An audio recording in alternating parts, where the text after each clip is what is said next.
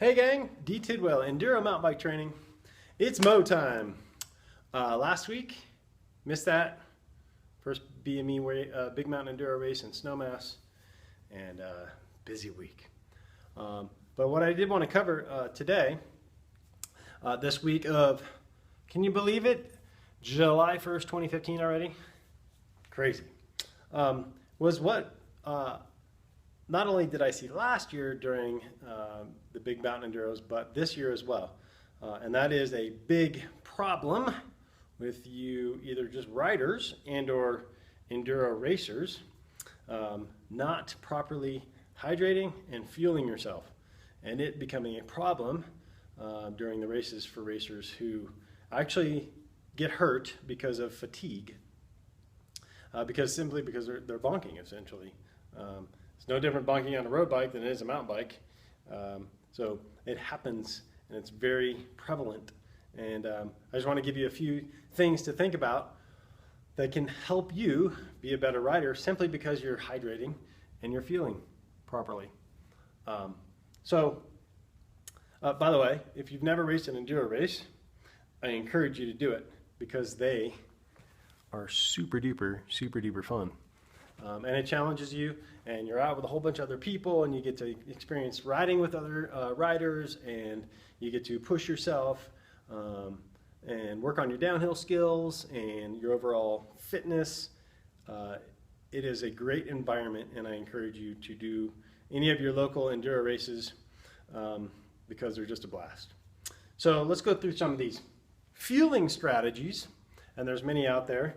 I follow as smart of people as I can, kind of come up with my own little thing, because even if these 7 are something that I'm saying, hey, try this as your movement of the week when you're riding, they're still going to vary because you have to fine tune them and find out exactly what's good for you, okay? Just like with anything else, we want to find both sides of the issue and come to the middle with your own decision, right? That's how we do things as smart people. So let's say, okay, next weekend for me, Big Mountain Enduro Keystone, race number 2, is Friday, practice day, race day, Saturday, Sunday. So Thursday, 2 days out or so, I'm going to make sure specifically that I am getting half my body weight. So I take my body weight, divide by 2, or by 50%, and that's how many ounces I'm going to be doing. So at about 180, 190-ish, something like that.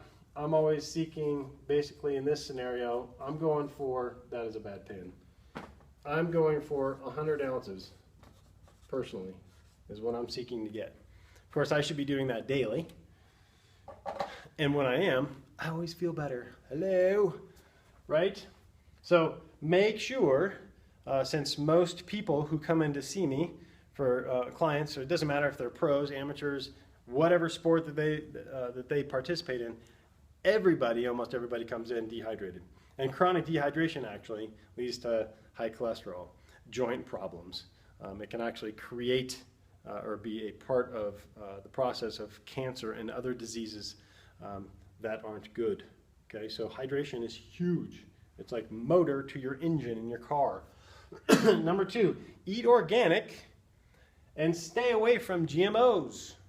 There's new research out there that's now saying that genetically modified organisms, or GMOs, which is pretty much any commercially raised product that you find in a grocery store, are really the culprits to gut issues. And it's not herbicides, pesticides, fungicides like we originally thought. Even though these do play a role, genetically modified foods tend to be the things that are actually showing up to the increase in obesity, heart attacks, disease, and cancer in particular, and diabetes. So this stuff will create and wreak havoc in your gut, and when your body doesn't have it, that means we can have more complex carbohydrates to eat as athletes, which are good, okay? There's nothing wrong with wheat. There's nothing wrong with corn. There is something big wrong with genetically modified versions of those, though, right? And 88% of our corn products sold here in the United States are genetically modified. And remember, corn is, I mean, you're talking corn syrup, you're talking all these different things that are used with that genetically modified corn. So eat organic, okay? It might cost more, but that's because you've been desensitized to thinking that food, i.e. fast food, and things that come in a box are actually things that your body needs and provides you nutrition with. Wrong, it doesn't. It fills you up, and it makes you fat, and it makes you lethargic, and it makes you tend towards disease, okay? Dis-hyphen-ease, I should say, okay? Organic food, which is things with eyes and life, are the things that have been around for a long time, and the prices are pretty much the same, except for, of course, cost to produce, or production, which has gone up, you know, and every year it goes up, but that's inflation for you. Eat organic and choose products that are organically based. Cliff Bar, Hammer, etc. They are good products for you. They won't give you GI distress as well because they don't have GMOs, all right? Eat more carbs 1 to 2 days before. Good fats, high quality protein, and lots of good carbs. Good carbs, rice, brown rice, non-GMO pasta, organic pasta, for example. And then we look into the fibrous vegetables, and we look into all the other vegetables that we can eat as well that provide our body the complex carbohydrates that we need to create glycogen and fill up our glycogen stores so that it's ready to be used in a race scenario. So eat more carbs because you're going to burn those fuels. Now, when you're not working as hard, you don't eat that many carbs. You go back to more protein, okay, so that you can rebuild. That would be down at number 7 too. 1.5 to 2 hours before your race, have your meal, like breakfast, for example. 70% carbohydrates, 20% protein, 10% fat. Don't load yourself down with a bunch of protein and a bunch of fat. It'll sit there. Plus, you just want to top off the reserves from, say, a day of practice, Friday, let's say, from practice day. By the way, on practice, don't do too much practicing. Save it for race days. Be smart. Have a smart practice strategy like you do fueling strategies. So usually I have a couple eggs. I'll have a big bowl of granola or something, organic granola with a bunch of berries in it, whole organic milk, and then maybe a banana or something. So I'm getting my good fat and my protein and my carbs. 30 minutes before your first stage or your transition to get to your first stage, have something with about 200 calories, like a Cliff Bar, a banana, half a PB&J, something like that, just to give you something to start off with. All right, that's important. Then, this is also crucial. This is where most riders get it wrong. Besides the hydration part, especially since we do our racing and training and our sport in the summer, there's the fueling. 200 to 300 calories every hour of work, plus 20 to 40 ounces of water. Man, up in Big Mountain Enduro Snowmass this last weekend, it was 85 degrees. It was hot, and I could not get enough water down, and I felt like I could not eat enough, and I was still hungry. And I probably had 150, 200 ounces of water that weekend every day, and I still didn't pee that much. It was crazy. So that's depending on temp. These calories can be, again, it could be a Cliff Bar. It could be a peanut butter and jelly.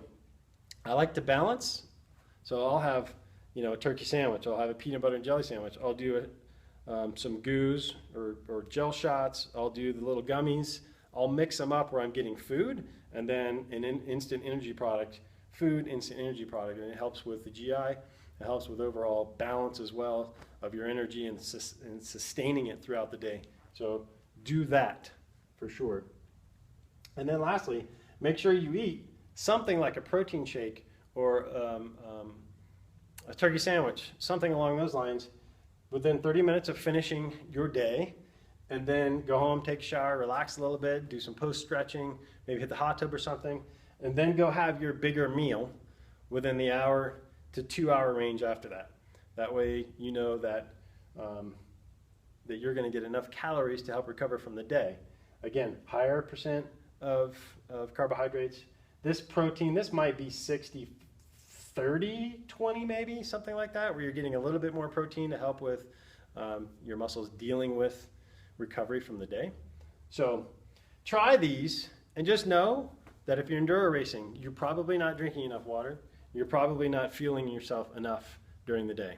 And this is happening at the pro level too, mind you. So it's not just you and us amateurs. All right? So that's your movement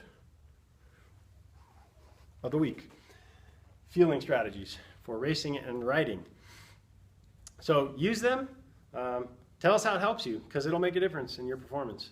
And of course, like usual, if you have any questions, info@enduromtbtraining.com. And anything we can do to help you be a better rider, that's what we're here for. So till next week, hope you guys have a great week on your bicycles. Go ride them, because it's fun. Peace. See you later.